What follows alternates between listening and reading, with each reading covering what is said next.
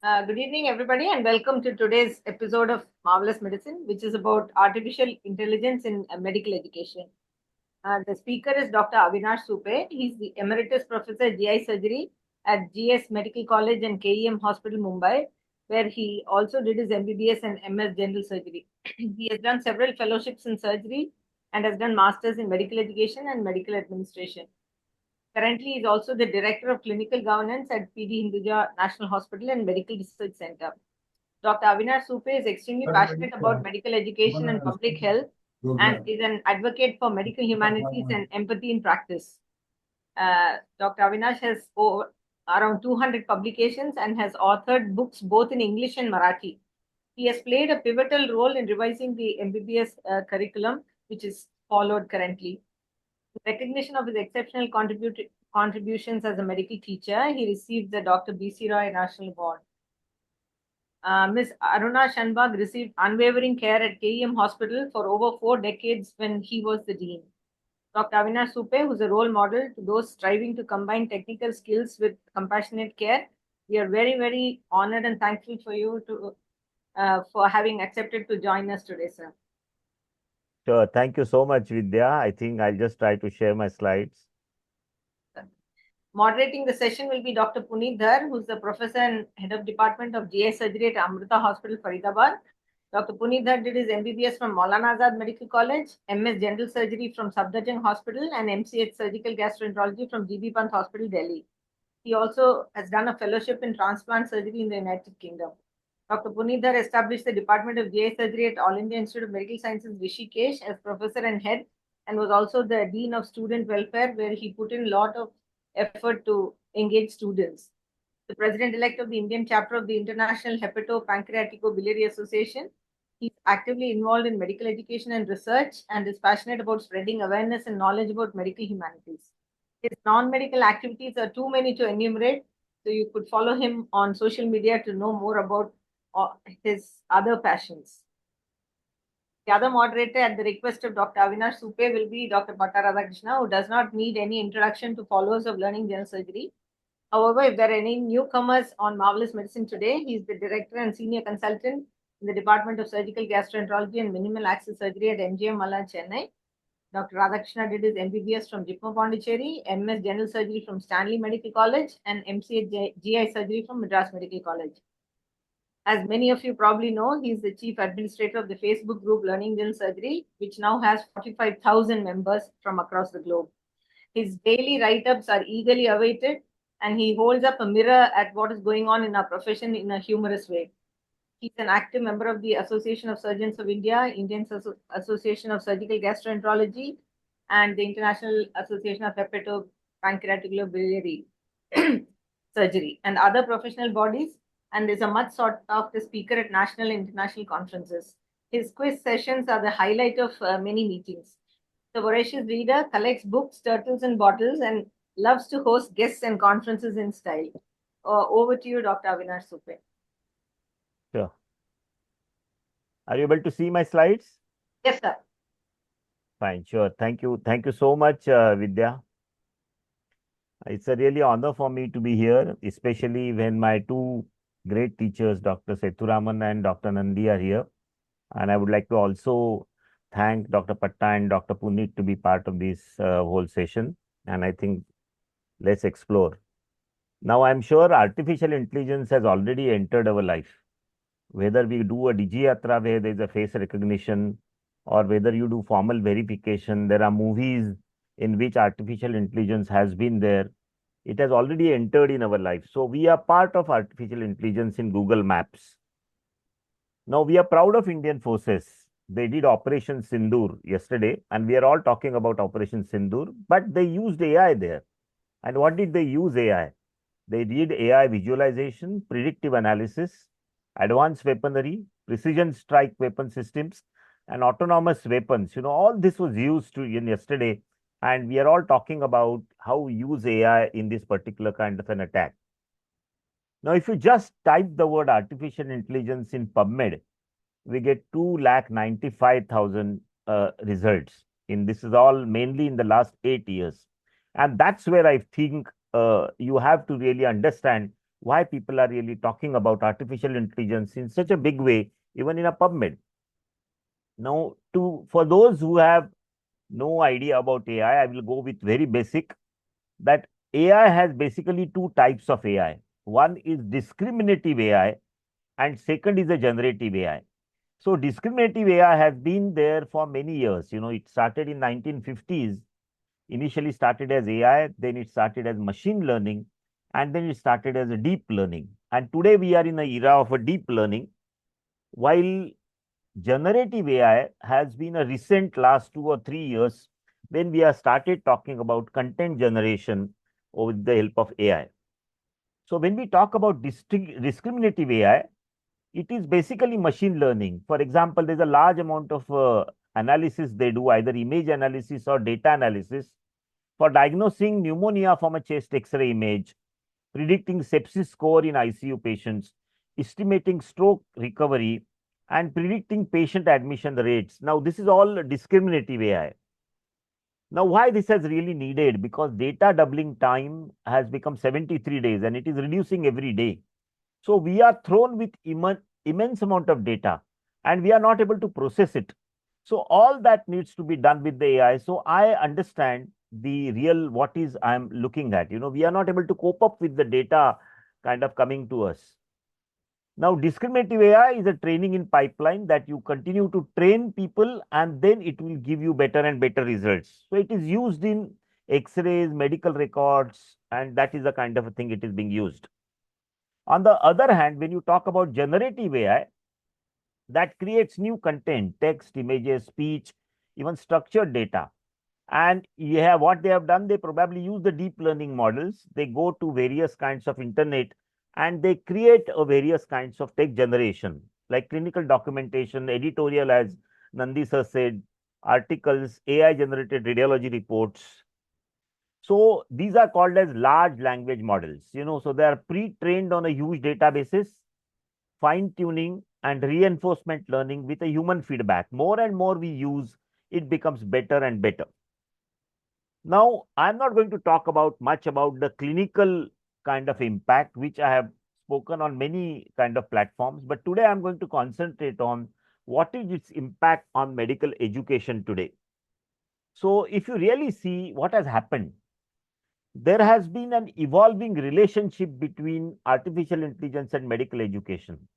Initially, it started with the higher education and school education, but now over last 20 years, it has come now into the medical education. It is coming slowly. There are current applications of medical training and assessment. Assessment, it is picking up. There are benefits and opportunities. However, there are challenges and concerns. Everybody has ethical concerns, plagiarism, copying, and everything is there. So we need to find a balance and we need to think about integration strategies in this kind of an education field. And we need to look how are we going to cope up with AI in medical education. Now, what is the current landscape? Artificial intelligence systems are increasingly appearing in clinical and educational settings. Day by day, we find in last 2 years, we are seeing it coming up. Many people are using it from everything, from stool screening to lab reports and generating reports to diagnosing something. We are being using it all over. Medical schools across the world are adopting curricula to include AI literacy. Now, I feel this is something which we should all remember. AI literacy is, I think, important. And for last 2 years, I have been trying to have a mission of AI literacy across, not only in India, but across in the neighboring countries. So I think all medical schools should have AI literacy. Then growth of AI-powered learning tools and simulators. This is becoming more and more common. People are using more learning tools. Then we find our medical students are becoming AI natives. I think this is something which our students today, I was talking to a young student and I was using iPhone and I asked him, what are you using? So he says, I don't use Safari, I use Brave because there are no ads and it is helped by Meta and Perplexity. So they have a very different way of looking at the whole concept. So they are AI natives, I call it. So we have more and more students, we are becoming AI native. And there are blurring lines between educational tools and clinical decision support. This is where I feel we should really look at it. So let's look at some areas where AI has made a big impact. I'm sure we will not be able to go through all areas, but we'll try to look at some areas. One of the area where AI has made a tremendous influence is AI in simulation. Artificial intelligence in simulation involves using AI techniques to create a realistic data-driven simulations that mimic real-world environments, their behaviors, as well as complex systems. And this is where a modern approach of artificial intelligence came. So there are various kinds of AI simulations. There are mainly the four types of AI simulation: predictive simulation, interactive simulation, behavioral simulation, and immersive simulation. Now let's go little deeper and try to understand what is this actually. Now, first is predictive simulation. The use of AI to forecast possible outcome based on data inputs. Now, I'm sure all of us look at the weather channel. We look at the weather forecasting. Today, rain is occurring, not occurring, financial modeling, disease space predictions. Now, all the time, many times we used to really make fun of the weather forecasting. But today, with all these models, it is becoming better and better, and we are closer to what really happens. To give you, this is one article from Journal of Safety, Science and Resilience from 2024 May. That is AI for science predicting infectious diseases. This is something you can predict infectious diseases. So about 7-8 years ago, I got an idea that why not we use AI for predicting this. So what I did when I was a director of municipal corporation and medical education in KEM, I collected 50 years of data from the meteorological department of Mumbai, and I put it into the AI data analysis. And I also got the data of the disease patterns which were there, like how many patients of dengue you get. And I tried to analyze and found out what kind of a disease prediction you have, dengue outbreaks based on the rain, because rain can be different. Sometimes it can be heavily rain, can be lightly rain, there could be gap. So based on these kind of patterns, now you can have the dengue outbreaks, you can predict it. And this has helped many of the health systems now to prepare for a better kind of an preparation for dengue. So you don't have to then close OTs or anything like this. You can use it much better when you know that this has happened. And this is a PhD thesis. One of the student did it, which is published in last year. So it was a wonderful kind of a work you can do with AI. The second type of simulation is interactive simulation. This allows real-time interaction between users and the simulated environment. So you can simulate anything nowadays with reasonably well. So pilots, I'm sure everybody knows. There was a beautiful movie, Sully, which it showed, surgeons, and of course, so to give idea, this is a Harvey cardiopulmonary resuscitation. Many of the universities today have this, and they teach us these kind of students interaction, where students talk to and they get responses when you do all this. The group is going to be understanding the same reality. So now the instructor can really focus on how to manage a complication. Nothing ever has provided that level of information. It's not a textbook, it's not a video, it's not a PowerPoint presentation that's going to give you that kind of understanding. CA Healthcare selected shoulder dystocia as the first scenario on Lucina AR because it's a rare complication of delivery, but it's one that's difficult to manage. You have a number of options. You need to think fast. Seeing the anatomy, seeing the progression of the baby in the birthing canal, and seeing where the shoulder gets stuck is going to be very helpful to understand how to fix it.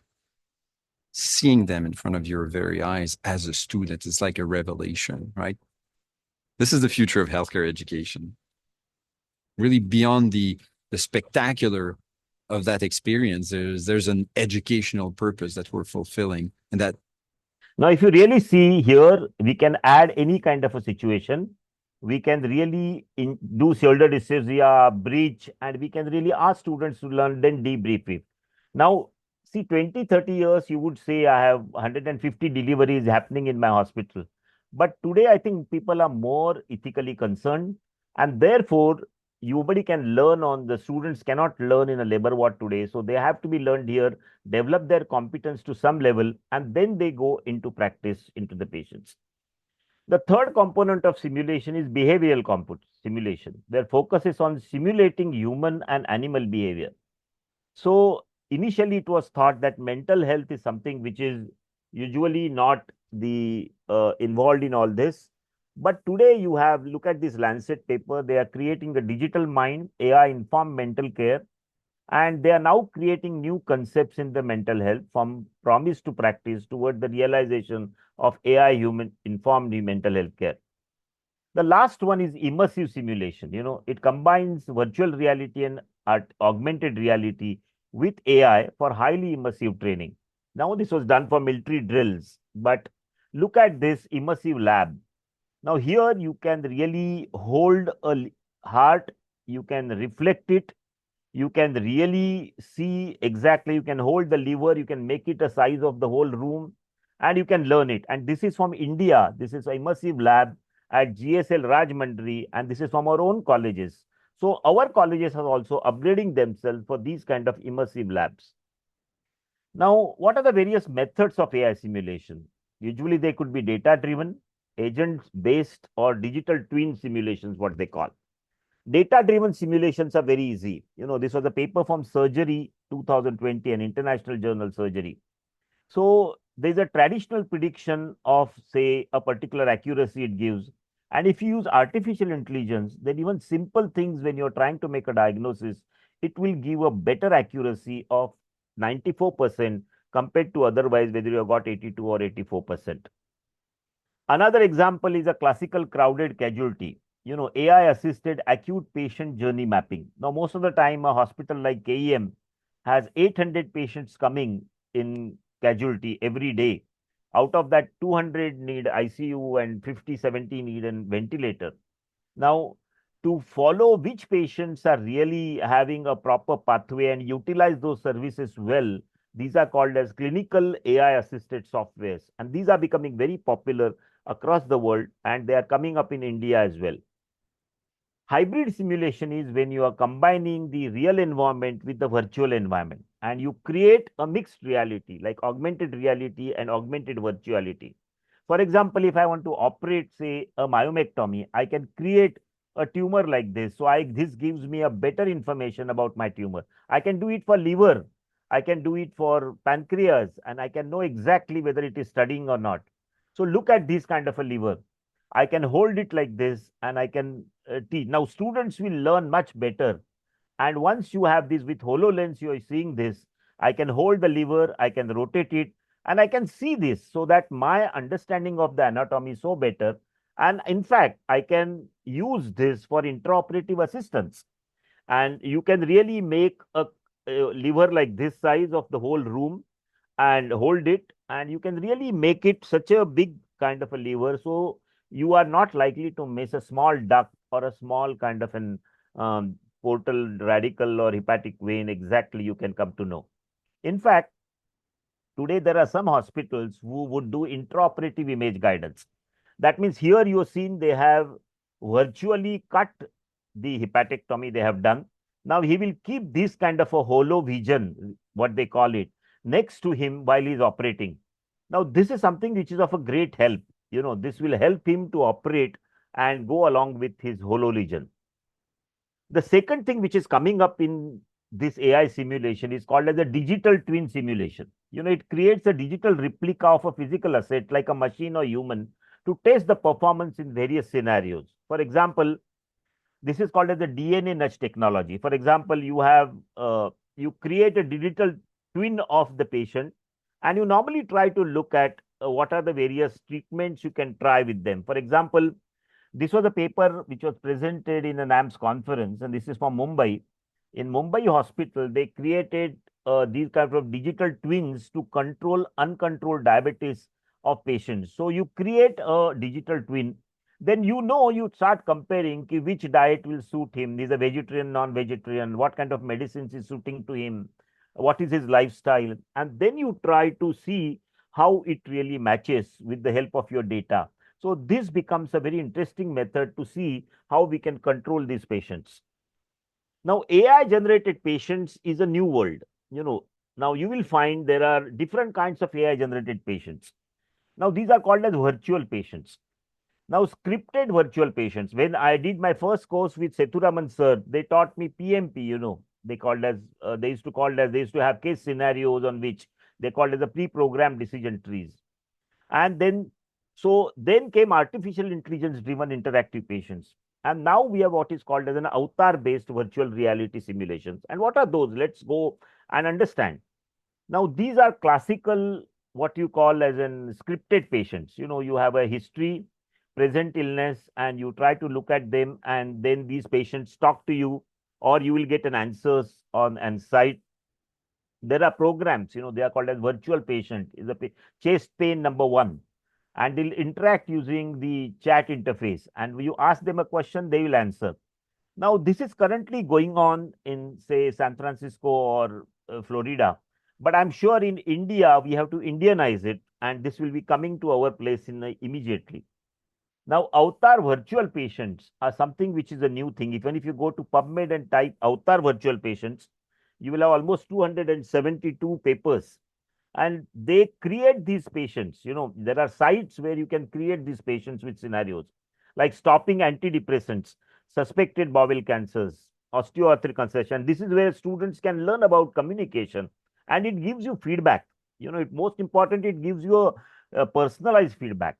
So type 2 diabetes, remote consultations, you all can really use this, and then they will give you answers. And with this interaction, students learn much more and they understand what are their gaps. So AI driven rehab hybrid models are now also existing, where you can talk about people how to rehab them. Now, another thing where AI has made a major impact in addition to the simulation and generated patients is creating educational resources with AI. This has become, something which is so easy to make an AI. Now, tomorrow, I remember once I went to one college and they were complaining that we are not able to make proper MCQs, papers, and all. Now, AI can do it for so easily for you. Generative create content like audio, video, images, text, and video. This all can be made very easily with the help of AI. And artificial intelligence automatically using a computer program. Now, somewhere about 2023, Chat GPT came, and that was something which was a big thing. I think everybody got it was 3.5, and that time it was free. Then they were trying to bring 4, which was paid version. And then there's a series of various kind of those chatbots came. The Microsoft got Copilot, Google got Gemini, and people started using it. And somewhere last year, a DeepSeek came, and so now what has happened, like we used to have many channels, like you have a Sony channel, Z, and Z Cinema and everything. So all of us previously, when it started in 2000, used to subscribe for it individually.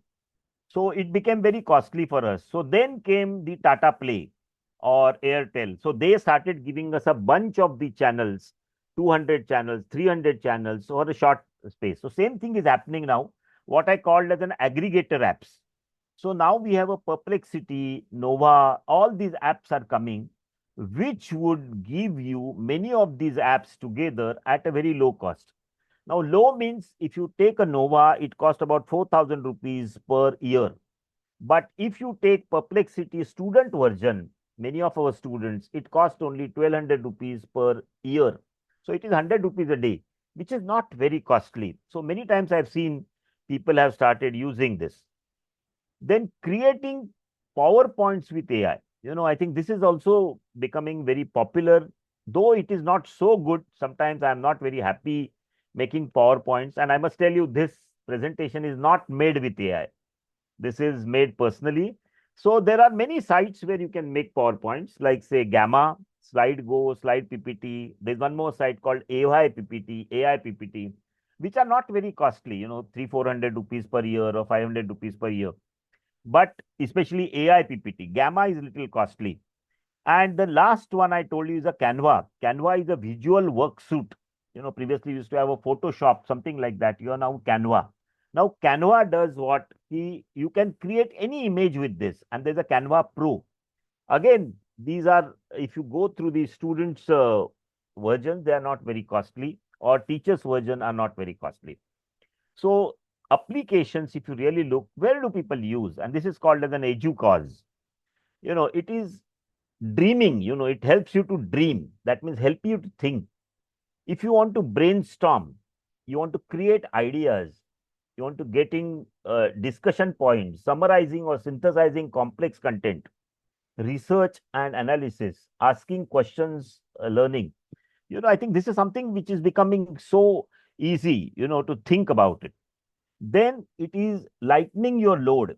If I have, say, 200 page, I have to read PDF, I can, if I want to do it very quickly, I have to just put it in one of the app and it will give me summary. Now, there was a study which said that 22% of the peer reviews are today done with the help of AI. Then building your content. If I am to create some content, presentations, slides, creating courses materials, exams, especially MCQs. I want to create syllabi. Then I want to create lecture notes, editing and creating images and videos. It is becoming so easy, especially I have done an operation. For example, I've done a very complex fundoplication or something like that, and I want to showcase and I want to present in, say, 8 minutes or 6 minutes in a conference.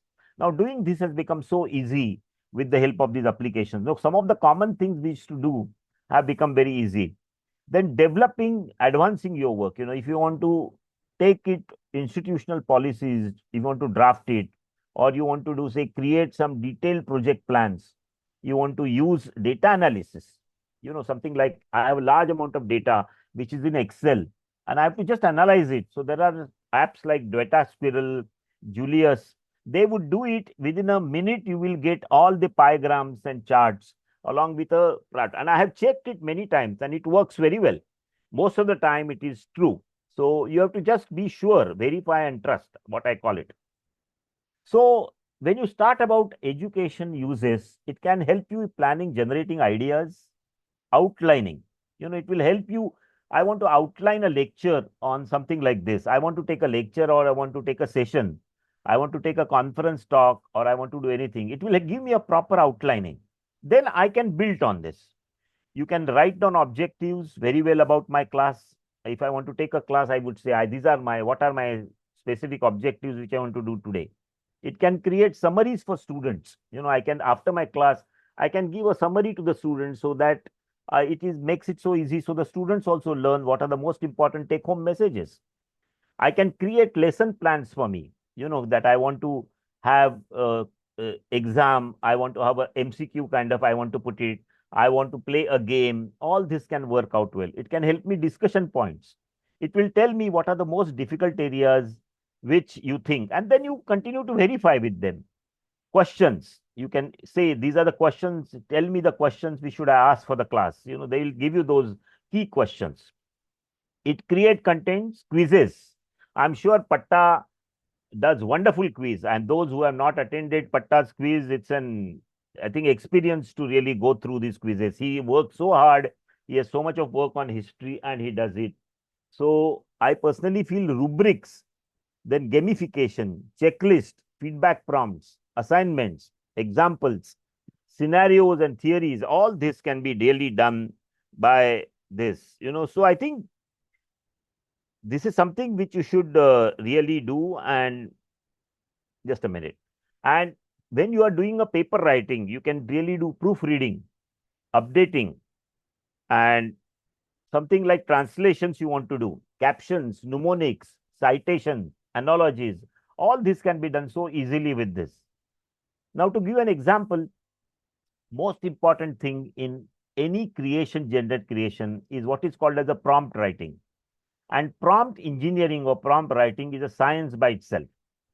That means if I learn this prompt writing, there are different formulas. So one of the formula is called as an RTF formula.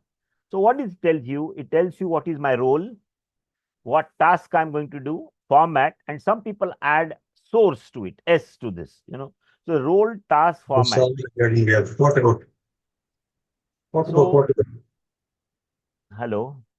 Okay. So you are a biochemistry professor teaching medical students. Then create a 10-minute mini lecture on Krebs cycle with emphasis on how pathology involving cycle can clinically present and show it in a presentation limited to 8 slides. So some of this can be really done in that particular way, which, and then you say, also give me sources for each of these distractors or an MCQ, and it will give you all that in a nice way. Now, what my experience is that if you have taken a free version, then sometimes I'm not sure about those resources because they are not updated. But if you take a paid version, then most of the time you'll find 99% of time those resources are correct. So what are the benefits of using AI for research? This is one area where you can also use in medical education as well as for students' thesis and all. It will help you idea generation. If you struggle to spark new research ideas, then AI can help you. If you say that I want what is the current areas of research for, say, you can give them a topic, whatever topic you want to give, they will give you what is the current ideas. I say use of ICG in, say, bowel anastomosis. Can you give me the recent ideas? So they'll give you recent papers and will tell you this is one area where there is still not a good answer. It can brainstorm fresh research questions, hypotheses, even suggest innovative experiment designs to propel your research forward. Then another very important thing AI can help you is called as a smarter literature reviews. Now see, no more wading through the mountains of papers. Now what used to happen when I was a student and when I did my PG, I had to go to library with large bound volumes. And that time there used to be a Medline and I had to search each of those volumes. And then I had to really find out my experience. And then many times I used to make mistakes. And I never used to know which is the best literature review. Then came Google and internet. So we started typing one kind of a topic, and I get sometimes 500 papers, 300 papers, all this. Now, how do I know which one is good or which one is bad? So this is one kind of, there are now apps have come like Research Rabbit, where you can really put it, it will give you a complete network that, okay, Dr. Nandi has worked on, say, uh, portal shunts, and this is the work done by him, this is work done, and then they will link it all together and they'll tell you who are the people who have done best work in that particular field. And they will also give you the latest kind of articles and summaries, which are the review articles, which are systematic reviews, which is meta-analysis. So it reduces your work by a smarter literature review. And this is of a great help today. Writing assistant editor, you can improve your writing and streamlining your workflow with AI's editing prowess. Get real grammar and punctuation marks. Now, to be very frank, this is something which is little worrying because sometimes they would use a word which is not in your style and you have to really see, but over a period of time, if they understand your language and you interact with these AI apps many times, they will try to give you in your style. You can write there, give it me a professional style, give me in style of Avinash Supe, so they know what is my style of writing, so they would give you in my style. So this all can be learned over a period of time. It will also give you about citation management. Many times we have references which are not proper. We have to go and search them. So what I have to do, I have to just put a rough reference which I know, and I tell them that put it me like a Vancouver style, and they will give me a proper reference within a minute. And this helps me exactly what to do about this. Now the question is, will editors accept this? Now there are many journals who have started changing their policies. They accept some aspects of this. For example, if somebody has used AI for citation management, somebody has used for writing assistant, then you have to disclose it that I have used this kind of an app for this particular kind of an work. And many journals have started accepting that. In fact, if you use AI, it can be integrated into each step of research. Data analysis and interpretation, discussion and future research, write a conclusion, you can write it very well, citation and references, editing and proofreading. And most important, you can ask which journal I should send because they will try to do your study, they will look at it and they'll find out. Every time it is not true, but they'll give an idea that your is a case report. This journal does not accept case reports. This is something which is a review or something like that. In fact, people have also asked which conference they should really use it. So this is something they will probably do it. So AI assessment and learning analytics, where this is another aspect which is coming up in a big way. So what is important is that we are now trying to learn about a student by observing. But here they do analyze your data and then do change management. And that works better, if you do with learning analytics. So I'll give you an example, of course, surgical example. Now, this was a paper from, I think, surgical endoscopy or something like that. So deep learning, they use this convolutional network. So they took the videos, unlabeled videos of residents who are unlabeled lab videos, and they try to analyze it, and they give rise to anatomy detection, instrument detection, action recognition, phase recognition, and how much time it takes. So to give you an idea, instrument detection, it will analyze and give you a chart. How many times he has used bipolar, how many times he has used a grasper, how many times he has a hook, and what is the direction in which he has used, how his hand is stable or not stable. And this is of a great help for me to understand my resident. Then and it will also suggest me what kind of an exercises I should give to my resident. If his left hand is weak, I should give him left hand exercise. If his right hand is weak, I can give him the right hand exercises. So you can personally look at the pathway of learning for that student. And that's the great advantage of AI. LMS is something which has also come, that is education management. So this was a recent kind of a paper from 2024, which said that AI-based learning management systems. So most of the colleges and schools are now accepting this. Medical, it is not yet come, but I'm sure it will come. So what are the benefits of these? It will enhance engagement. Students tend to engagement. I'm sure Balaji did this work of portfolio, electronic portfolios, and it was of a great help to them. Then personalized learning paths, it helped them for personalized learning paths. That means they will come to know exactly what is the pathway which is likely to be there. Then automated administrative tasks, it will tell you basically that if there's 100 students do simulation, it will analyze and it will tell you who are on the top 10, who are low top 10, who are doing regular. So those who are not doing regularly, there only we need to concentrate. Predictive analysis, you can really find out who is doing well, who is not doing well. And improved learning outcomes, basically content generation and assembly. This is something which is very important. So key features of AI powered LMS is adaptive assessment and feedback, predictive analytics, text to audio, and gamification. Now, gamification has come in a big way in education. And with the help of AI, you will find more and more people are using things like Kahoot, Mentimeter, and these are getting the new generation of students enjoy all this and they get more engaged. So, if you look at AI as a partner, it has benefits and opportunities like personalized learning paths, simulation of rare cases without patient risk. We can really show everything to them, accessible 24/7. Now, this is what many of the students have said, that they have now newer generation wants 24/7 access. Objective assessment of clinical skills and knowledge. You are looking at them more objectively rather than just subjectively that he is good or bad. And reduce administrative burden to the teachers, which is their always complaint. A virtual patients with a dynamic responses, AI powered anatomy visualizing tools. I'm sure all of you have seen Anatomage, natural language processing for clinical reasoning assessment, and of course, question banks and scenarios and procedure skills. But AI has also many threats and challenges and concerns. We are worried about dependency risk. Are we diminishing critical thinking abilities of our students as well as teachers? I think everybody is doing it so quickly without thinking. So sometimes there is an automation comes into their life and it reduces the critical thinking.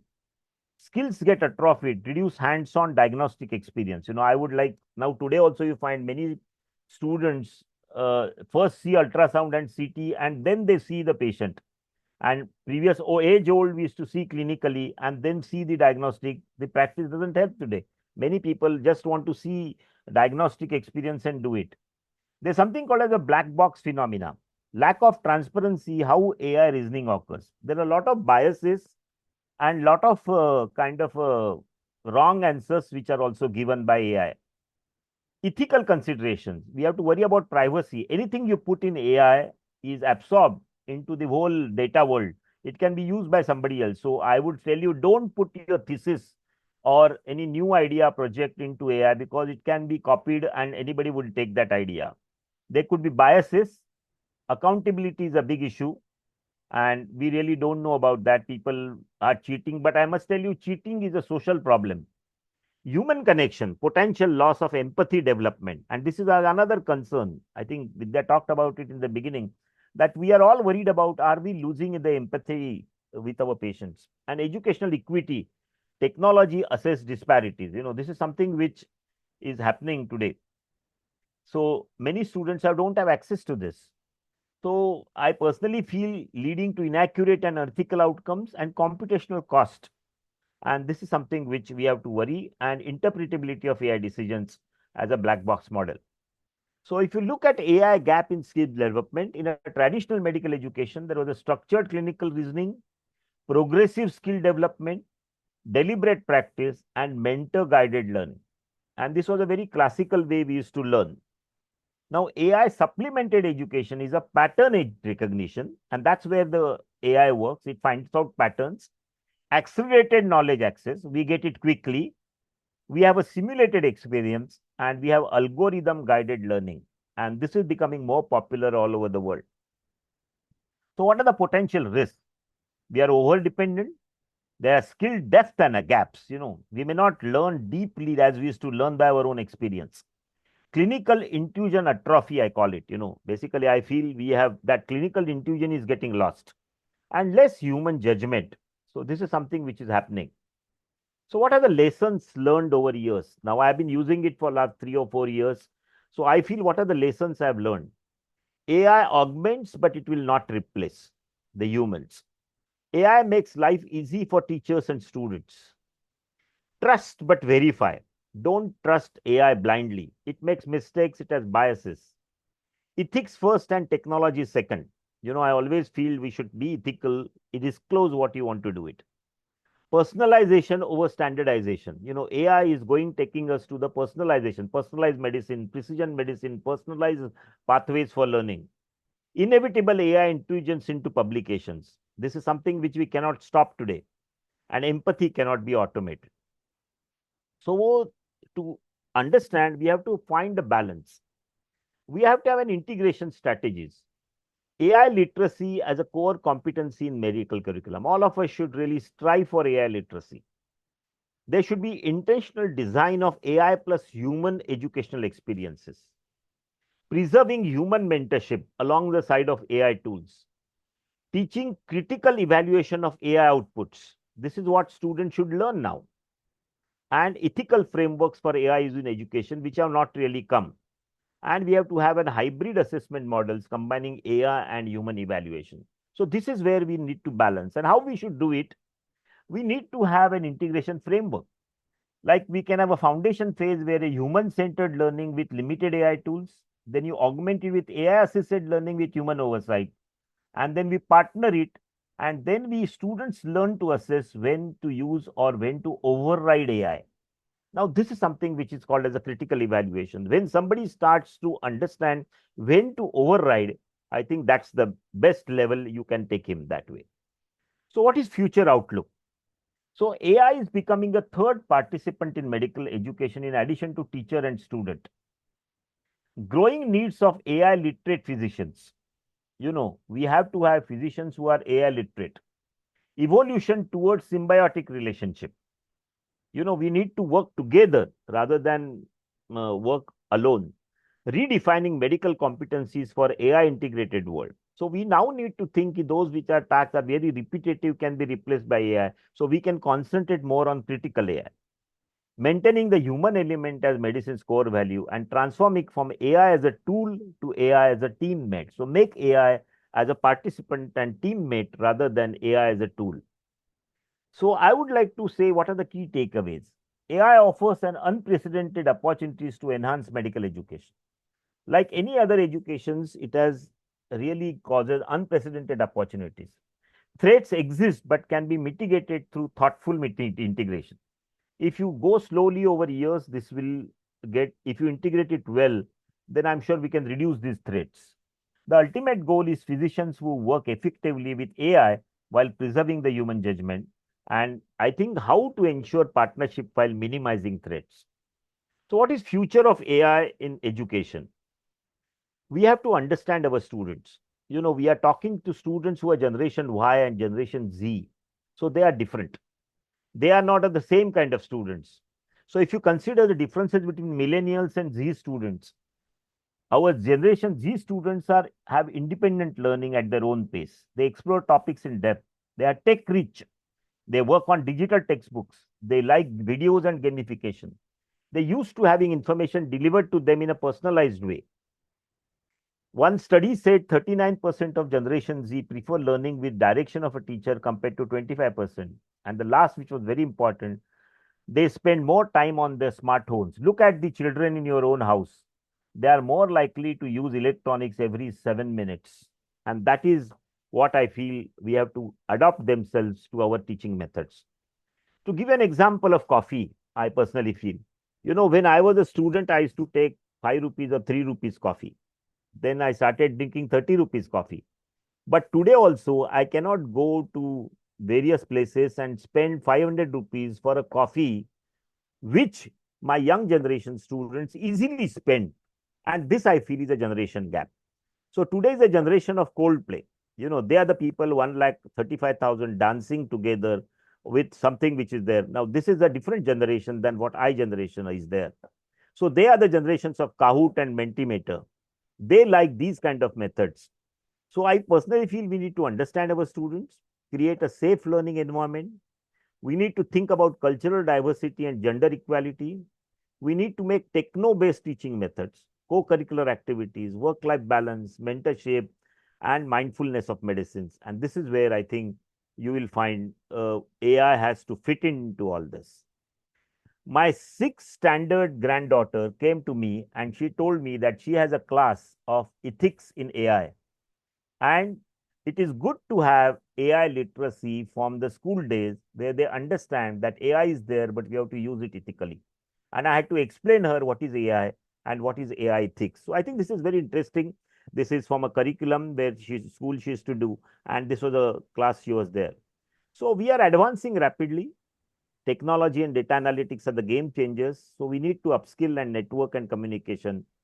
So are we ready to teach generation beta, which is going to come in 2025? This is a question I want to ask you. So I think all of us should really see that it will not replace surgeons, but will augment their performance. So I would like to end by saying that embrace technology while staying humane.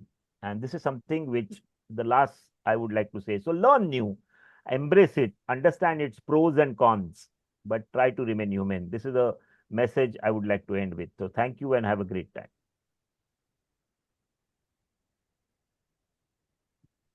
Thank you so much, Professor Supe. Dr. Nandi, would you like to say something now?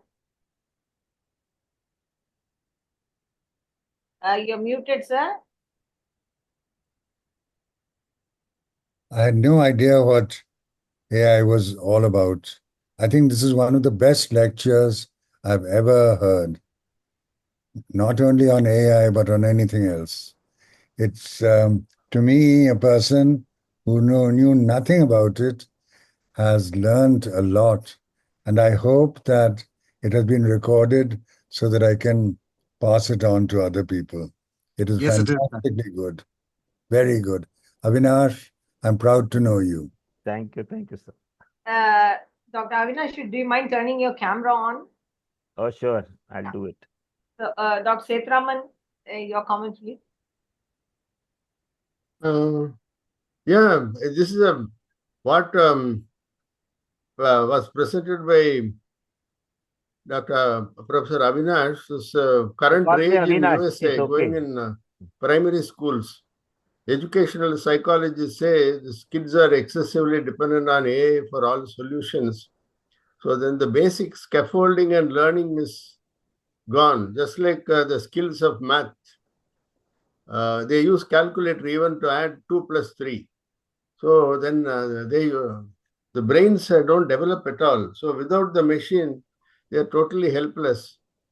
I bought something for $1.90 and I paid $2, and that person didn't give me 10 cents until the calculator told her to please return 10 cents.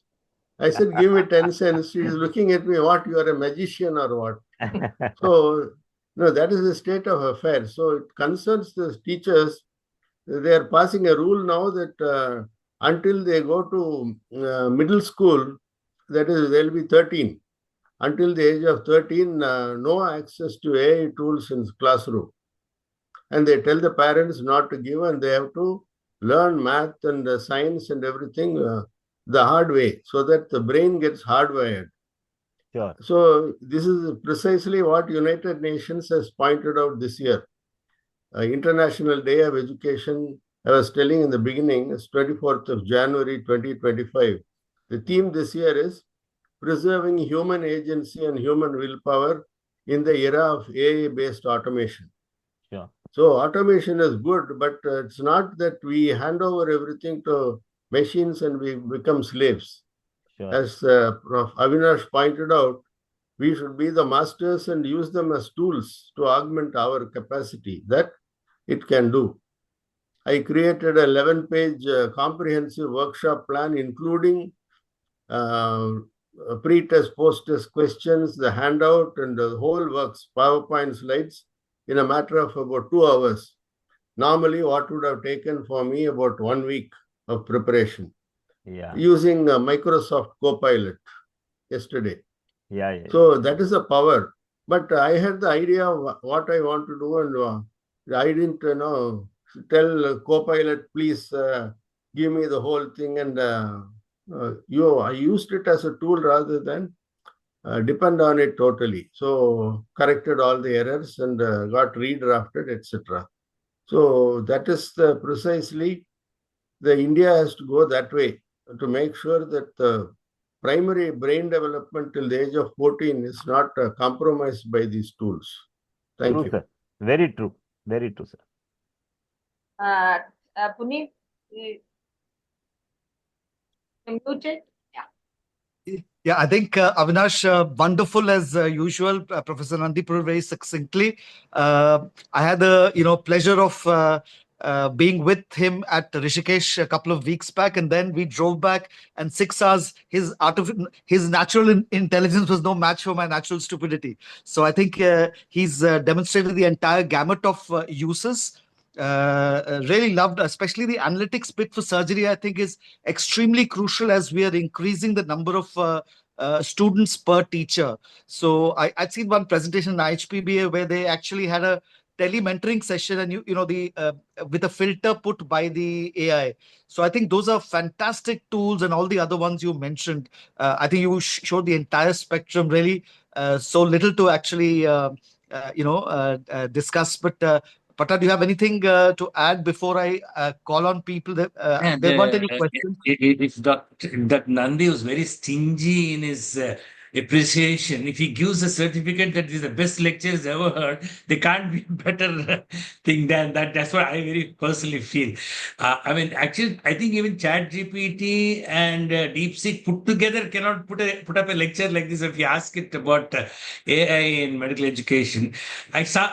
A while ago, when I was Dr. Nandi's chambers, like a child, he was smiling at what ChatGPT has to say about him, about Dr. Nandi. If you ask ChatGPT, can you say something about Dr. Nandi? Huge thing will come out. I mean, he didn't believe that the internet knows so much about him.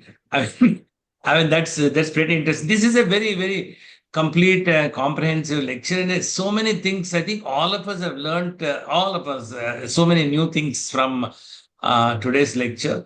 And as Puneet rightly said, there's so many stalwarts, and and the greatest thing is, of course, Dr. Supe, who's been a very conventional teacher of the yesteryears, is caught up with the technology. I mean, that which many couldn't do. I mean, that's a great thing, and I'm sure he'll be forging ahead with whatever is going to come in years to come. There are many giants here. I think they should be speaking. Puneet, Actually, he's been starting very with the hands. He's been Vivek very has his hands-on, hand and up. he's been very hands-on and current with everything. Actually, he's been one of the most, as dean, he was one of the most reachable. Anybody could just walk into his room. So I think he's been a fantastic role model as a teacher. So I think the CBME curriculum was sort of chaired by him. The whole change in that was chaired by him. He's always been hep with that. I'm just tempted to ask Avinash, how much did you use AI for the lecture itself? Since Patta said that, I'm just tempted to ask Sure. that. I told you I very clearly disclosed. I have not used slides to make this, but I'm sure I used for outlining. I must tell you this. And as I said, recent tool which I'm using Perplexity. And as I said, it's an app aggregator. And this is something which is becoming more and more. As I said, people are getting Nova and Perplexity. And see, I think what I've been used for now, many talks which you get, if you get sometimes an odd talk, then I think it's better to ask them, get an outline. They suggest you some resources, but all the time they're not good. So you have to do your own research also. So you have to mix it. I personally feel, as Seturaman said it directly, what we said, you ask co-pilot or somebody, but then you need to trust and verify everything. You don't just put blindly cut and paste and put it. I think that's the lesson I would like to give to everyone. Now, if I may ask you, sir, where did you learn all this from? Have you attended So some course by it's Udemy a or, good you know, question. because, Yes. but going through, I did all attended online courses about 2 years ago. So when this came, I had there are online courses. The best part of online courses is that you can do at your own time. Whenever Mhm. you have 10 minutes free or 15 minutes free, you are traveling and you are not doing much. You are seeing only, instead of that, I attended these kind of courses. They are by Udemy. There's a doctor entrepreneurs kind of things. Now, though, there are people who have done degrees from IIT on this. But the small courses of even 4 5 hours is okay, I think so. What you need to learn is a prompt engineering. Once you understand prompt engineering, then it's a question of just trying to use and learn. And how many of these do you subscribe by paying money? Because we Oh, aren't very I, I, sure. I, I, I use most of the time, I use free versions. I only subscribe one version, that is Perplexity. And that is, I recently purchased it. I think that's all, nothing much. Yeah. No, Vivek. Nobody's got his hands up, See, no? Patta, I am a full timer, Pakka full timer. I cannot afford that so costly 2000 rupees per month and all. I cannot do that. Glad to see you, Dr. Supe. Long time. This is Vivek Yeah, yeah, Chhabra. yeah, yeah. Hi, Vivek. Hi. Yeah, just my background that I was in Bombay, did my DNB in medicine, and then was in touch with Dr. Supe on and off. Yes. Currently in the UK as an emergency medicine consultant in Hmm. NHS. Hmm. And of course, I was in between looking after the medical preparedness of entire India through National Disaster Management Authority, Prime Minister Office. Okay. So now I will be just giving some bullet points. Hmm. Of course, amazing presentation, a lot of learning, a lot of new things for me as well. And of course, some fears as well from a different aspect. And some experience of myself with the kind of immersive way I had a chance 2 years back for the emergency medicine case presentations, which was absolutely the most beautiful experience I have ever had, and I could relate to that when you were showing some of the slides with the people having the the goggles wearing in your presentation.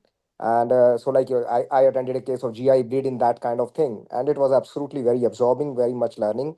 And I would say that I will beg to differ given that experience, especially in that kind of particular situation with you, that in that situation, I did not feel I was dependent. I was refreshing, relearning, and learning more than what I don't know, and learning the right thing to be done first, then the other one, like the right sequence of managing an emergency, which I'm aware of.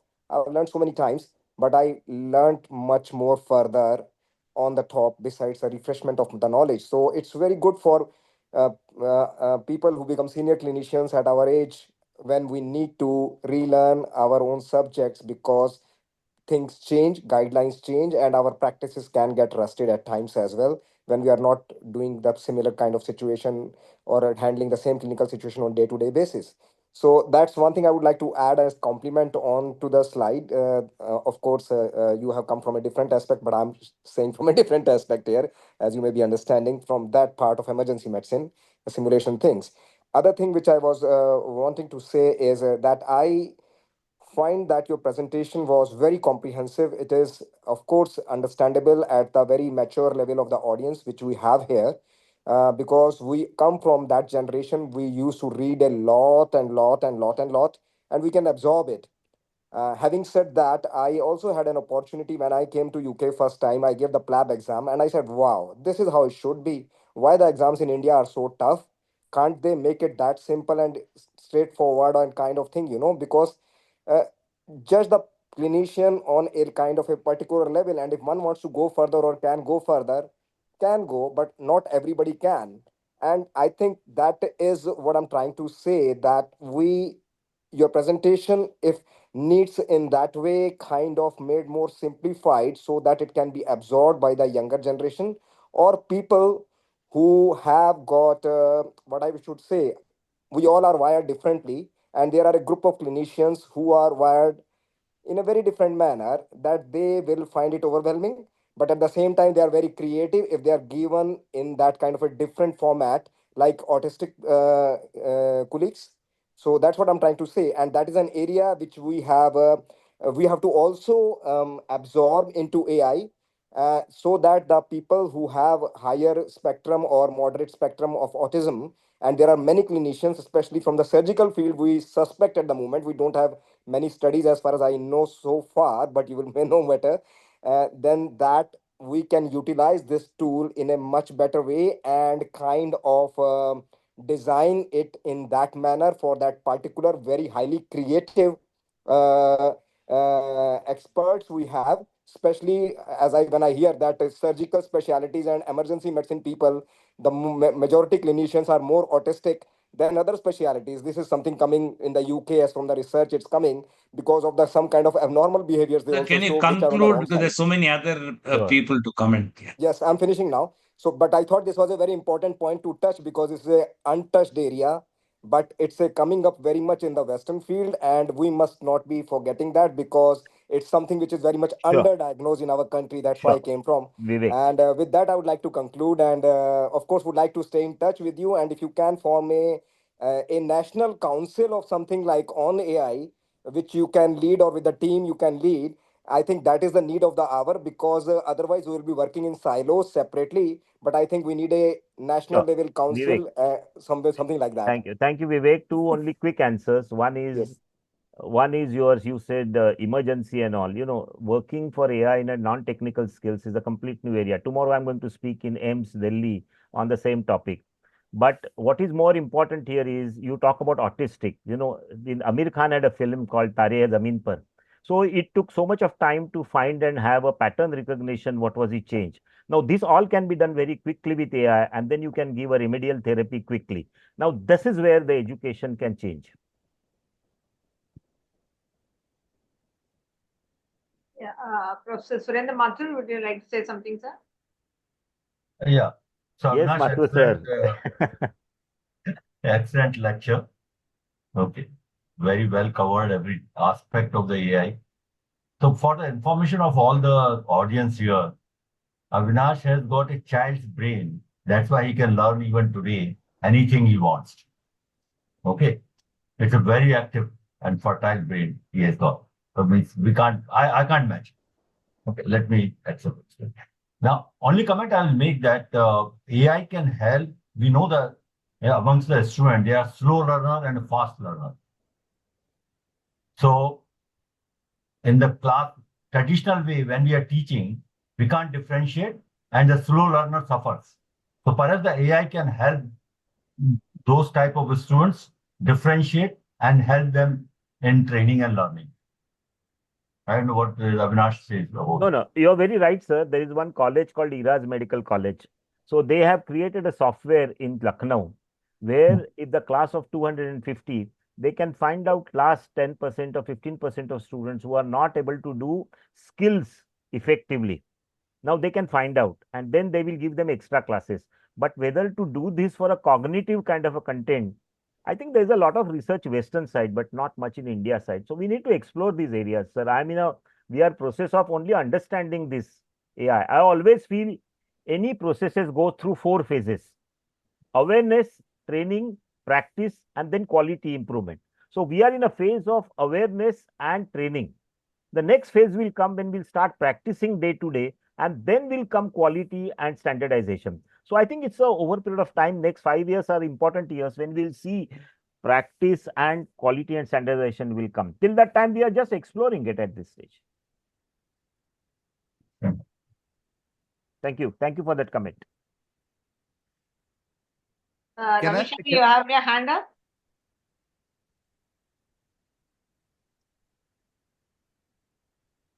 Sorry, can you hear me?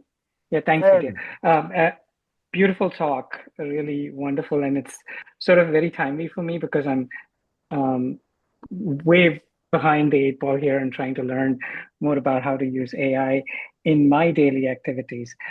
One of the things that I put a link in the chat was the recent Nature review that looked at a bunch of publications that had not reported use of AI and discovered very telltale signs of AI use in them. So not everybody who's using AI for either managing citations or even texts in the introduction or discussion is actually approaching is actually disclosing it.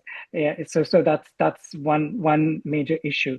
The other thing that I have discovered using an AI tool that my company is sort of working on is you can put very complex papers into the tool and have the tool analyze the paper and spit out summaries in layman's terms, or explain, summarize the paper in bullet points, etc.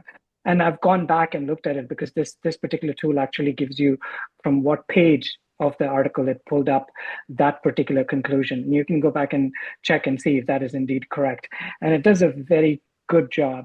So I really sort of am enjoying that part of this tool that we're building internally. And there are so many other things using available software for people like me. I work for a pharmaceutical company, and so we have proprietary information. So we don't use, say, ChatGPT or anything else like that. The other point that I would like to make and have people comment is basically the use of these engines like DeepSeek, etc., and the breach of privacy to the individual, not anything else, because they apparently do track keystrokes. They track a whole bunch of things which could be pretty difficult, particularly since some of these are not owned by friendly countries. So with that, I'll go on mute and thank you, Ravishankar. I think Vidya, I have one request.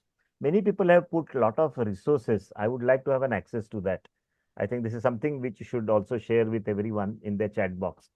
And I think one of that will be done, sir. That's not a problem. Thank you. So what I wanted to answer to Dr. Ravishankar is, see, currently we are using, especially talking about precision medicine. No, what my concern is, we are getting a lot of people using AI for precision medicine, especially if you see cancer thing. People do IHC, they send report to the Sloan Skettering, and they get what is the best treatment for this patient. But they are all using data which is a westernized data. And I'm not sure whether that data is giving my patients a right choice. Everybody should be aware. I'm just getting it from Sloan Skettering or Anderson. That doesn't mean it is the right kind of a diagnosis for me.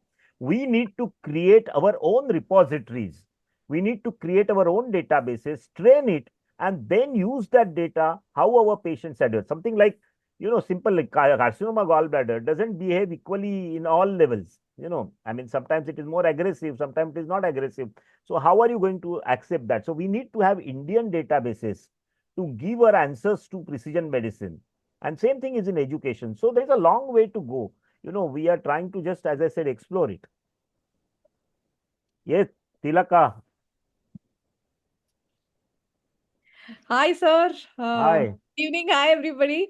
Sir, that was amazing. Actually, AI can do so many things. Like your talk was absolutely amazing.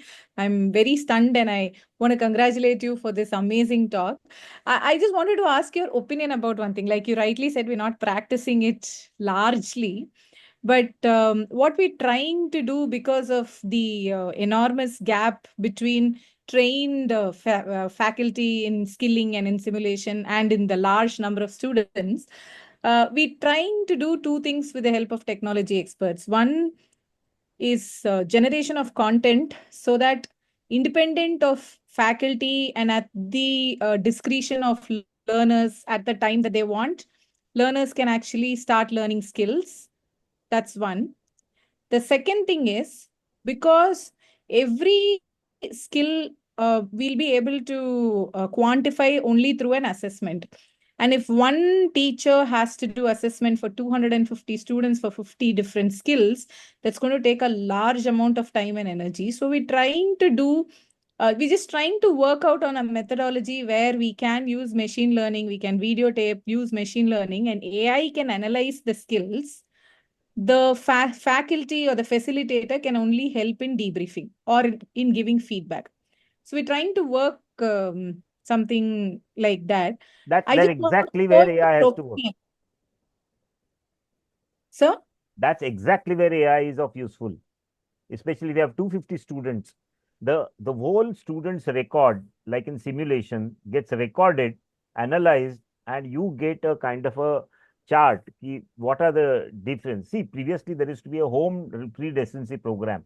Now you have a skill-based residency. For everybody's information, Tilaka is managing the skill lab at Apollo Hospital, Chennai. But when you are having, say, many students, you have, say, 70 DNB students, and they are doing, say, basic surgical skills, suturing. You collect all that data and put into the deep learning. You will come to know who is doing rightly and what mistakes they are doing. Is there a pattern and what is the individualized deviation? So then you can concentrate only on those rather than trying to retrain or teach them a formal lecture. So the education path is going to completely change in this direction. Thank you, sir. But I'm a little concerned that the importance of that facilitator or a faculty would reduce if once we automate all of these things. So equally excited I am to go down the path of creating along with No, everybody. don't worry Also so much. equally concerned and worried. See, I have to tell you I'm very not sure about clearly. that at all. No, yeah. I'm not sure No, about don't that get. at all. I don't know. Even in robotic surgery, everybody's worried. Oh my Ah, God, the robot is going to take over. It's just robot assistance, and I think it's been a huge boon. It's we. There's no turning back from there. There are some issues, but I think there's no turning back from AI as well. very rightly said, Puneet. See, when pilots got this or Tesla card came, I think people are still afraid to sit in a plane where the pilot is not there. So what we really need is a pilot with AI trained. Same thing is going to happen. We need a teacher who is AI trained. He can do it better for you, and he can reduce his load, and he can give you much more personalized kind of an attention. Now that is the reason why, Tilaka, I feel this mission of mine to do AI literacy across various medical college. I know I'm only alone, but now I have a lot of, I feel people will come, will help me to do this AI literacy across medical colleges. It will help Absolutely, equally. It absolutely, will help it. absolutely, You please absolutely. conduct a train the trainer session, sir. We'll all come and then we'll join you. Actually, Absolutely. while on that, we have actually, is Kamal there? He's there as Amrita AI. So I think Kamal, if you can unmask you're the face of Amrita AI anyway. So he's labeled as Amrita AI. Kamal is the Oh, dean wow. of our, he's the dean of our School of Artificial Intelligence at the Amrita Vishwa Vidya Oh my Peetham. God. And yeah, he's a dean of digital technologies as well. He's done a course for all of us, the AI for doctors, which was free, of course. initially for the Amrita at Cochin and here at Faridabad. But he's been developing patient-centric technologies via mobile labs. We're working on quite a few stuff. He's also the director of the Amrita. Would you like to e-learning research lab? Would you like to tell us, Kamal, what all initiatives you feel on the tech side? Because we've heard the medical side of things. I think we're all scared of the tech side. So could you enlighten us about those? Sure. Thank you, Dr. Puneet, for this warm introduction. And again, Dr. Avinash, congratulations on a wonderful talk. And yeah, one of the things I would like to mention, especially since we were talking about data in India, we have two major hospitals, one in Faridabad, and one in Kochi that we've had for over 25 years. And the good thing about our Kochi hospital, as per the direction of our Chancellor Amma, was that from the very beginning, we have kept the data properly. I mean, not fully structured, but reasonably well. So we do have a huge data and, Indian data. Yeah, obviously, Kochi, Indian data. Yeah. And so, but we are still working on structuring it. I think that's going to be a huge thing. So if there are any big major projects that you would all like to collaborate on, please do let Dr. Puneet or me know, and we will find a way to work together. Regarding, we are doing numerous projects here in Delhi, Faridabad. I'll just briefly, share my screen, if you let me. Just for a minute. And can you see my screen? Yes, it's coming on. I mean, it started. Yeah. So, I hope you can see my screen, Puneet. It hasn't come yet, it's. Oh, Yeah. okay. Yeah. Okay. I just wanted to show you that, as you were saying, sir, we have a wide variety of AI projects that we are doing, in Amrita across various campuses, and, derma, scheduling, Oh, wow. now chatbots, mental health. And we are calling all of them as agents, AI agents, because when you specialize the AI knowledge in a very particular specialized way, the knowledge of that agent becomes very specialized, and it can be of great benefit. I'll give you one very, very quick example here, like the hospital appointment system, and I'll just run it. And this is voice based. So, Amrita hospital Faridabad में आपका स्वागत है। मैं किस चिकित्सीय समस्या में आपकी सहायता कर सकता हूँ? मुझे 2-3 दिनों से हाथ में खुजली हो रही है। जी, ठीक है। आपको कितने दिनों से खुजली हो रही है और क्या और कोई लक्षण है? क्या खुजली बहुत ज्यादा है? और क्या आपको कोई चकत्ते या दाने भी दिख रहे हैं? नहीं, सिर्फ लालपन है, मुझे डॉक्टर से मिलना है। ठीक है। आपका नाम और फोन नंबर क्या है? और आप किस दिन और किस समय पर अपॉइंटमेंट लेना चाहेंगे? डर्मेटोलॉजी विभाग के डॉक्टर मोलिशा भंडारी से आपकी मुलाकात करवा दी जाएगी। ठीक है, मेरा नाम कमल है, मेरा फोन नंबर है 34567 34567, और मैं कल 3 बजे अपॉइंटमेंट चाहता हूँ। जी कमल जी, आपका फोन नंबर तो साफ नहीं सुनाई दिया। क्या आप उसे फिर से बता सकते हैं? और कल के लिए आप किस समय पर अपॉइंटमेंट चाहते हैं? मेरा फोन नंबर है 34567 34567, कल 3 बजे। ठीक है कमल जी, तो आपका नाम कमल है, आपका फोन नंबर 34567 है, और आप कल 3 बजे डॉक्टर मोलिशा भंडारी से मिलना चाहते हैं, जो डर्मेटोलॉजी विभाग में है। क्या यह जानकारी सही है? बिल्कुल।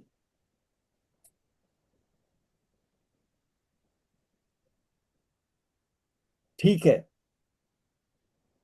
I think this is like Mira, which was made in AIG, I think it's this. I think I'm so happy that we are getting health communicators in India, which are being developed, which can really help us. And this was I was talking about agent-based kind of simulation, and these are coming up in a avatar-based, agent-based. Now these are new things which are coming, which are picking our in our place. Though these could be little elaborate, And sometimes you get irritated with a bank, those numbers, you dial this and dial that. But I think over a period of time, this will be more close to what you really want. And it can make a lot of changes which can really help in our system. I think this is something we should look forward. Very nice. Right. So, Thank you. Thank you so much for sharing. I'm really happy to see this. yeah, because this brings in the voice-based thing. Otherwise, we are all afraid of technology, many of us, and cannot access technology. So the new wave in the next few years is going to be everything will be voice-based. So you can directly communicate and talk to the app, so Yeah, yeah. that even the rural people, the remote people, and the illiterate people can directly get the information from the doctors. Sure. When I was a director of KEM, I tried to, we had a connection with Google. And so I had a lot of discussion about how we can bring text to audio to text kind of a thing in a EMR. And they helped us also. But our doctors, unfortunately, did not accept it so easily that time. Maybe now they will accept it. Yeah, so this is the reverse. Actually, we're working on models where we are taking we are talking to so it was funny that we use the machine to get more personal. So I was just beta testing with Kamal. While I'm interviewing a patient, normally I go to the screen on the computer screen and I'm typing. But now with this, I put the phone down with the mic on, and the AI agent is actually getting the data out and then sending it to me as a history. Yeah, this So, happens. and actually, I had eye contact with the patient. The patient was thrilled. So I forgot to tell Kamal this. The patients were actually thrilled that I was actually spending time with them. So the Yeah. other thing in education, I think, is that some of our there is a lot of English bias that we have, the Western bias. The smarter the kids are in English, I think the better they do in our medical education system. Whereas this has the potential to take it to with the Marathi or the Malayalam or the Hindi tool, because in AIMS Rishikesh we found a lot of the toppers were not very fluent in English. So I think Yeah, that it takes care of that bit and yet has the resources available to everybody. So I think that's another advantage, that you can personalize it to your language I know, kind of but a thing. Puneet, I've used this in Marathi and Hindi tremendously to, Right. it does not generate the kind of words today we want. Sometimes I feel I'm from a higher Marathi, so I sometimes are not very happy with what they create. So I think it is still in a process, but over a period of time, I'm sure they'll do it. Yeah, it's bilingual. Working Yeah, yeah, language, they do it. The yeah. little linguistic and little high level, it doesn't produce yet.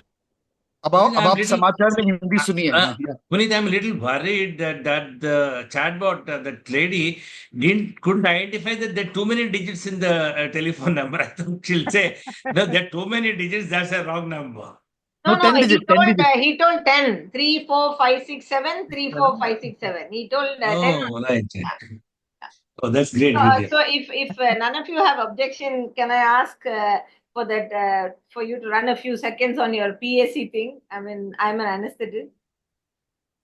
Oh, sure. If I would if none love to of you listen. have an objection, like Yeah, sure, somebody sure, sure. having time. Meanwhile, I'll just while your screen is coming on, I think Patta uses Kahoot a lot for quizzes and all that, Yeah, and yeah, they're yeah. extremely popular. So I think there's a whole way of using a lot of these things. So I think he's pushed for the use of Kahoot in class, and I found that very few takers for that, because I think we also have to work a little more. It's easy for us to go back to the same PowerPoints which we've been doing for a lot of time. So I think it's Oh, time that we need to. Yeah. Puneet, I was in Belgaum 2 weeks ago, and they had taken a subscription of Kahoot, and their vice chancellor was screaming to me saying that they are not using it well, and they are not using. So I think, see, question is, even if you use Kahoot, you have to understand the hard work which Patta does beyond that Kahoot, behind that Kahoot. So it's Kahoot is only a method. Actually, you need a lot of hard work done by teacher also. It has a human component which is equally good. True, Yes. true. So, Puneet, can you put in my request? And It's not only. meanwhile, Can I? Dr. Avinash Tilaka introduced us to Mentimeter during her session on interprofessional training. And so now so Radhakrishna is going to use that in our next meeting. No, no. In our conferences, educational conferences, Mentimeter is very commonly used.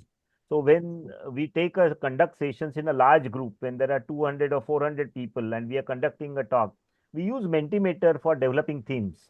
It works very well.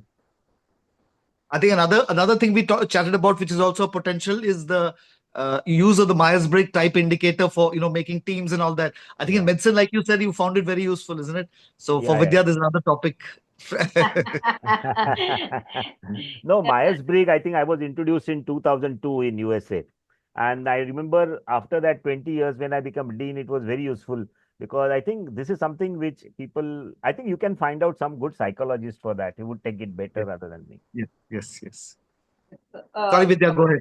no, I just wanted the TSC demo to run. Sure.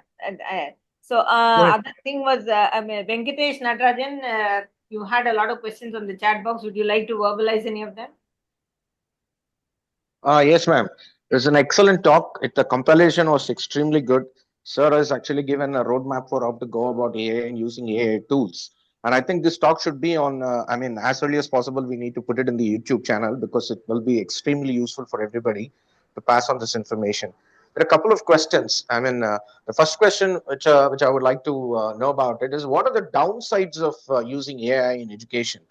That is something which I would like to know from the professor. See, probably previously we used to have a great respect for a teacher that might, fast, as he, Tilaka was worried, we have to see those teachers who have using the same PowerPoint for again and again for many years, or they don't come prepared, students will not respect them. Now we have to learn AI and find out a complexity beyond what the Google or AI gives. And those clinical situations, if I show my competence at that level, that is our challenge. And secondly, AI can have tremendous biases. AI doesn't give you the truthful answer all the time. So we have to, like, for example, 30 years experience, and it will give you what is standard in a guideline, but it may not suit to you. So so don't use AI for patient care at present. It is not really good. Many people would say people were using for patient care. I don't think patient care, it is ready. You can try it out, Puneet, but it is not ready for this. For communication, content generation, it is okay. It has its own biases, it has its own errors. So I think we need a phase where we need to verify everything. And that's what I think Sethuraman's survey was perfect, actually. It created so many mistakes and people have to get corrected on this. So Venkatesh, my concern is, sorry, sir. Can I have one you more had an question? interesting question of whether you would you would dare to get treated by a chap who did MBBS with AI. I'm not ready yet. I'm not ready yet.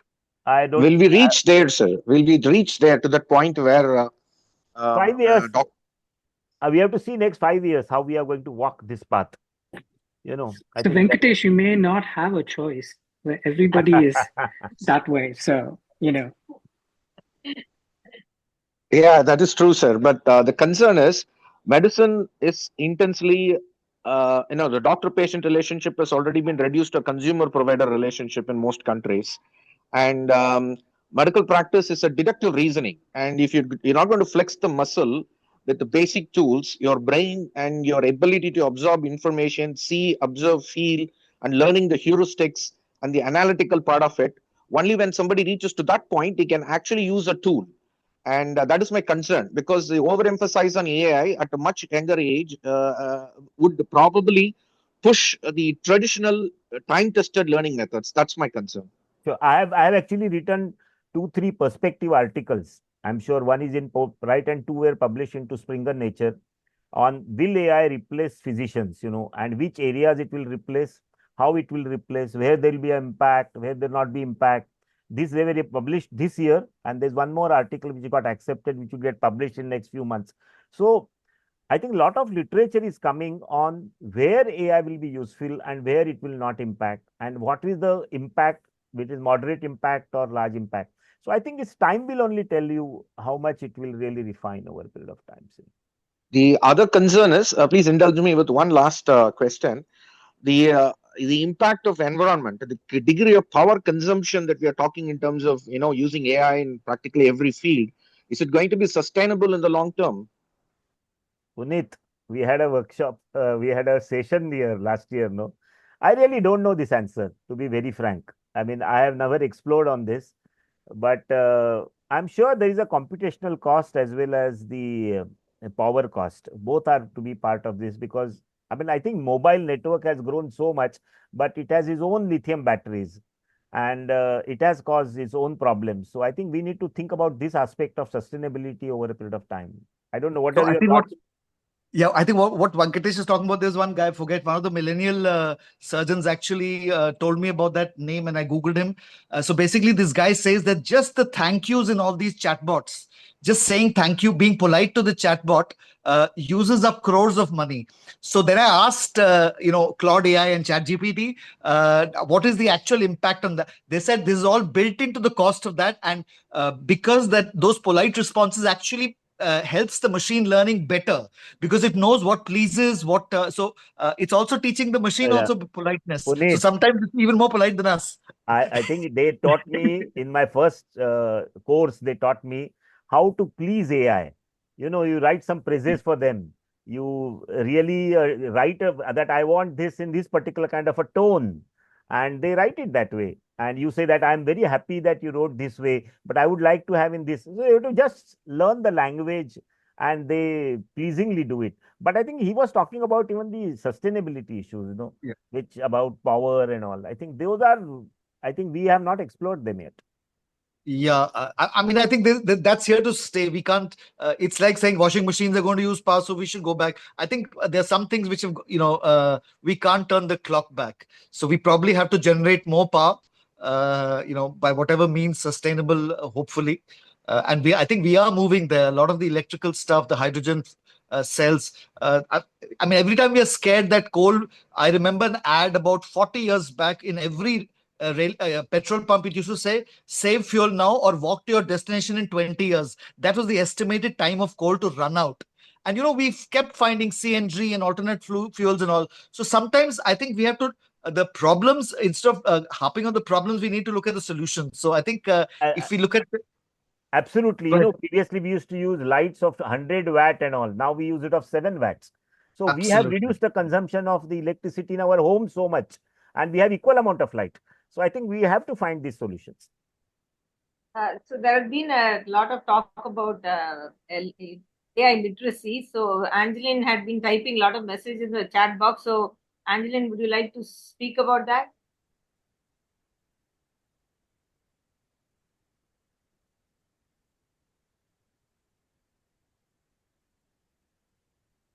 Angeline, you're there? So till she comes up, and there are a lot of questions about Oh, how people. Sanjay Bedi is here. He's doing a lot of work on AI literacy. Anyway, you ask. Go ahead with Am this. I audible, Yes, I am Vidya? there. Yes, yes, Yes, yes. yes, yes. I just want to talk about the free courses. I'm retired now. So since 1 year, I'm engaged with this AI Angelina, stuff. you keep retiring every now and then. I no, this time final. Nobody can push me back into the workforce. Nobody can push or pull me back into the workforce. So that's it. So a lot of free courses are available, and especially AI in healthcare. You just have to go to Chat GPT and prompt. You'll get enough references, and you can take your free courses. And LinkedIn is a very good platform. There are very nice experts who sort of, break down everything in such beautiful graphics and give it to you. And they are also patient to connect with you and take you along in their journey. So my take now is only to talk about how can you grab all these free courses and the knowledge. No, agreed. We have to keep our eyes open. That's all. Go on grabbing. I personally feel, and Puneet and me are the best in this world. We have been working like Yeah, this but only. you can go a little distance, then it says you get the other version, paid version. It'll entice No, you a no. little bit, then you're in trouble. Yeah. No, it's costly also. No, we can't afford the Western rate so much. And I think, So you can actually, batch up for the Amrita. We have a developers thing, and I mean, there's no, unlike Netflix and all that, where there's a limit to the number of subscribers.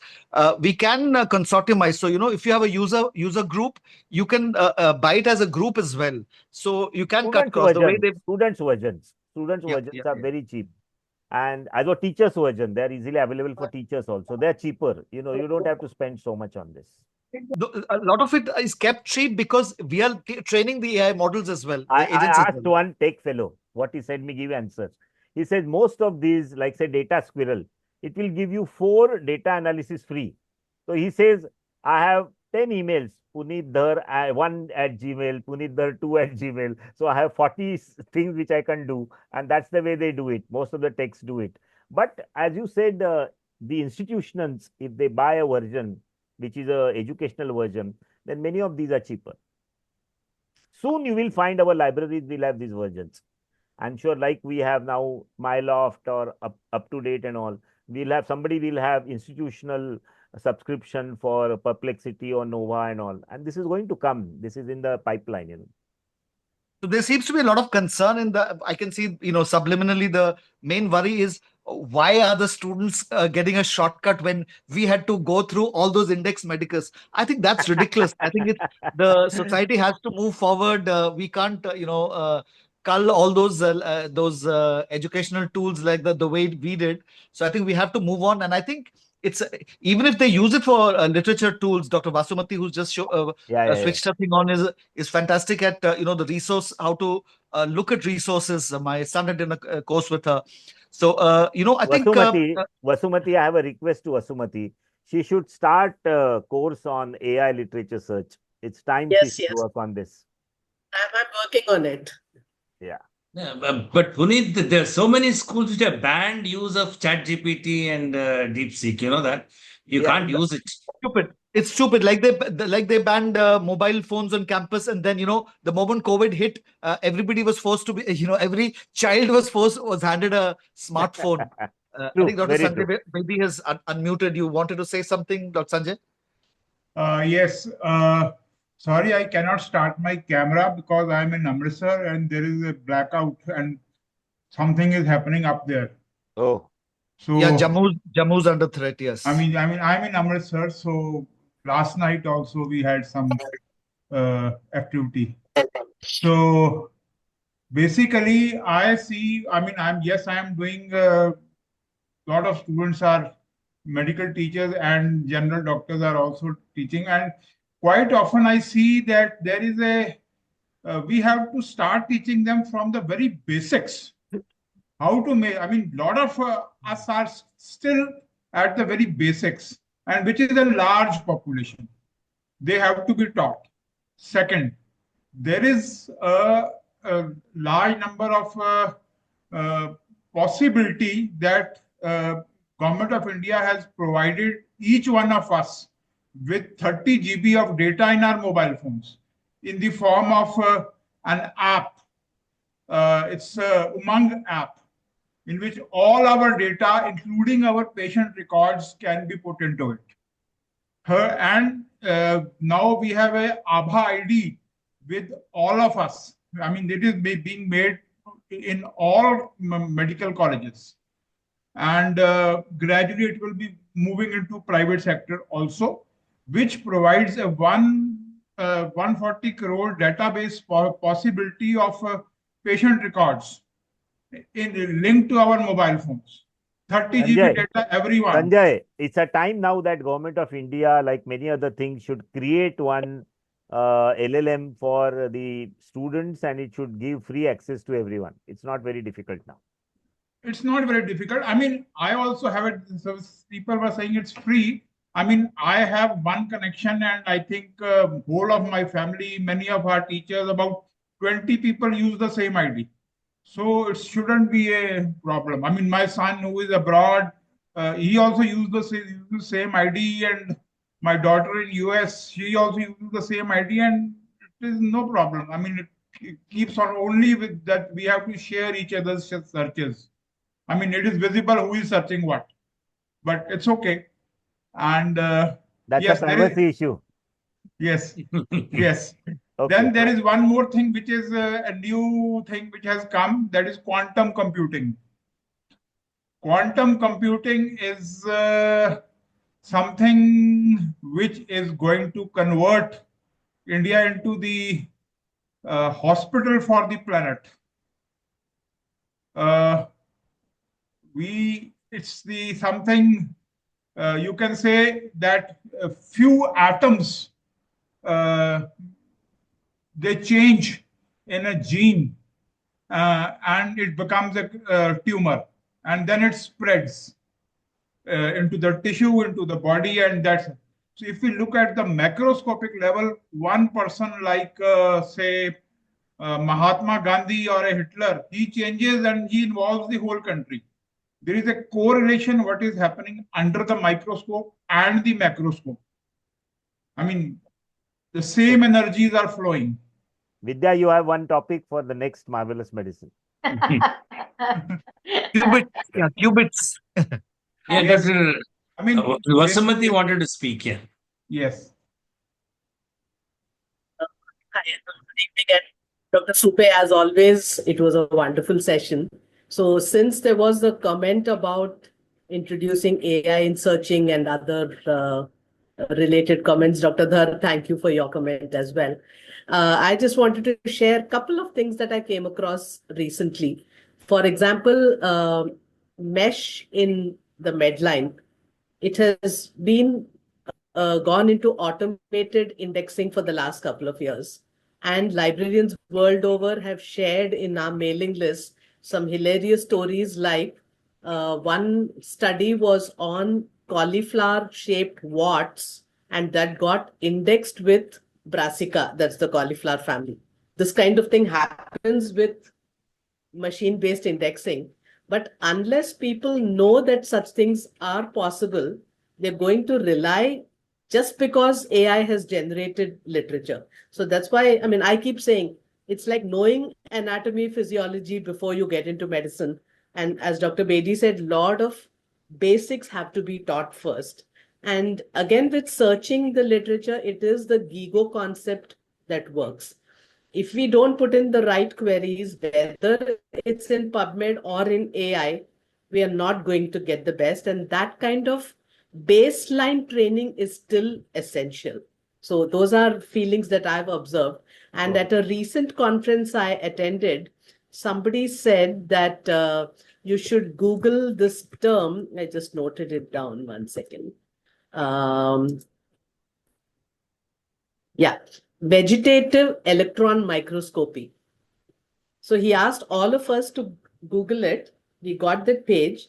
So apparently that was a fake term that was doing the rounds. And how it came was, in the two columns that you have for journal articles, the vegetative came from the 10th row in column 1 and the electron microscopy 10th row in column 2. That became one term. This was AI's interpretation. No, So but unless people know all this, know what is right and wrong. Vasumati, So the stress is, whole crux yeah. is about prompt writing. And everybody should Exactly. undergo course on prompt engineering, what they call. In fact, I think all of us should train our people on prompt writing. How do you write a prompt properly? And if you write prompt properly, then you will not get all these kinds of things, Precisely, sir. That's what exactly. I'm So trying to say, what like how. when I'm talking about AI literacy, I want people to understand this and learn about this prompt writing, and then they should be also use this. I always call human intelligence with artificial intelligence is augmented Exactly. intelligence. Augmented intelligence. Very, very In well fact, put. the I had the tool. same problem. I had the same problem when I used polyps because the organisms came up. So I actually used that to its advantage by showing the MBBS students that I realized 99% of them didn't know where the term polyp came from. So I tried to tell them if you use etymology, it's so much more interesting. So I actually showed them, ChatGPT is going to show you this. So I think the way out is what Wikipedia does, disambiguation. It does that if there's the term which is got multiple fields, it disambiguates and tells you which of these fields you want. So like Avinash said, we'll have to sort of train the machine. If Kamal is there, I think that's one important thing from our medical side. You need to look at that, the disambiguation of confusing It's similar called as hallucinations. It's called as hallucinations. AI Exactly. hallucinations. So we Hallucinations, need to cut down these biases and hallucinations. And that's where more and more machine learning happen. It will cut down your biases and hallucinations. It's a term which is used, hallucinations. And prompt engineering is really an extension of what was first GIGO. You put in garbage, you get bad thing. When it's when you search databases like PubMed, if you don't use the right and or, you're in a mess. And that is what has to translate into normal language in AI. So unless you don't know that base, you're making a mess. So that's the kind of thing I'm saying. Puneet, Base learning has to. I must tell Yeah. you, there are some prompt engineers in US who are getting pay of almost 1 crore. And one more thing I want to tell you, there is one site called as Python, which will write a proper prompt for you. Python is a prompt writing kind of an app. The other thing which you said, the branching thing, I was shown by one of the millennials actually. So this is one important thing is, a lot of this prompt engineering we can learn from us. You're all saying how do we train the students, but I think this is one place where I've been learning from the kids also. So I think keep your eyes open from the reverse side. Reverse stitching. The flip classroom, quite literally. Perfect. I think so. So the sites and other information that was requested by people is there in the chat box. Of course, Dr. Avinash will give you the transcript of the chat box also. I'm not sure if I can reach it to everybody, so we'll just hold. Please go through the chat box. Those of you who asked for the free resources, and also Dr. Sanjay Bedi has also put in a thing about how to learn to write prompts. So today, Dr. Avinash, nowadays post-COVID is not that common for us to have 100 plus audience, but you have enough people who want to get literate. That much you can be rest assured. Whether we actually follow up and become literate is another story, but more than 100 people came to listen today to this topic, and obviously the fact that you were speaking probably drew in more people. So thank you one and all. It's been an extremely interactive session, and as usual, we have overshot time. And actually, Radhakrishna is supposed to be on some other meeting from 9:30, but or 9 o'clock. I don't know, whatever. But we'll meet again next week. And you and Dr. Puneet said, we've got lots of ideas for future marvelous medicine sessions as well. We hope to see you all again soon.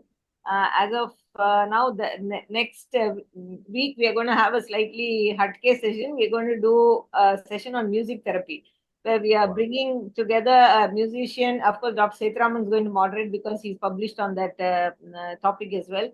So we're going to have musicians. We are going to have music therapists, doctors, and gynecologists, anesthetists, all kinds of people together for a panel discussion on something very different from what we discussed today. So hope to see you all next week. Thank you. And it's a really honor for you today with all of you. Thank you so much. Thank you, sir.